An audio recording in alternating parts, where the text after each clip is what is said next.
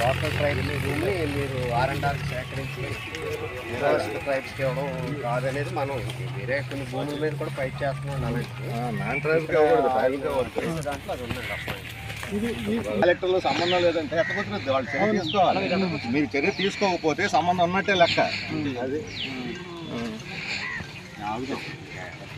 అంటే ఇదేమో మొన్న పంచాడు ప్రభాకర్ రెడ్డి నిరసితులు పంచాడు. అది అవతల మొక్క ఎవరు